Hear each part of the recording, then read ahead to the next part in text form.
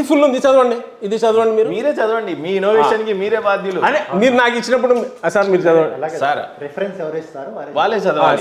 సరే వినండి, నేను వేరేగా చదువుతాను కావచ్చు, మళ్ళీ మీరు ఫీల్ అవుతారు.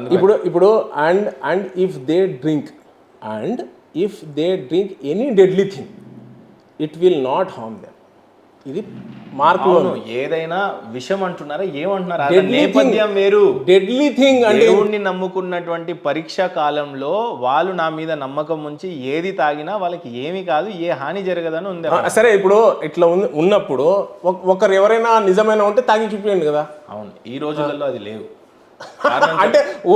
అంటే నమ్మే వాళ్ళు లేరా? అయితే వినండి, నేను చెప్పేది, అల్లాని మీరు విశ్వసిస్తున్నారు అయితే మీరు 12వ ఫ్లోర్ నుంచి దూకి సావండి. నిజంగా దేవుడు ఉంటే అట్లా ఖురాన్లో లేదు, అట్లా ఖురాన్లో లేదు. మరి అదే నేను ఫ్లోర్ దూకుమని ఖురాన్లో లేదు, అది ఉంది కాబట్టి మేము మిమ్మల్ని అడుగుతాం. అప్పట్లో మోజెస్తో డైరెక్ట్ గా దేవుడు మాట్లాడే నేపథ్యాలు వేరు, రాజులతో మాట్లాడే నేపథ్యాలు వేరు, అనేక విషయాలలో పరిశుద్ధాత్మ వచ్చి మాట్లాడింది వేరు. మీరు ఇందాకనే గ్రాబ్రియల్, జీబ్రియల్ అనేక దైవదూతలను కూడా నమ్మాలి అని మీరే చెప్పారు.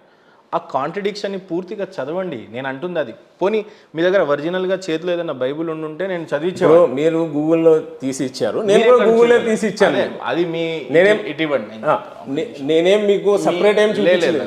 ఓకే,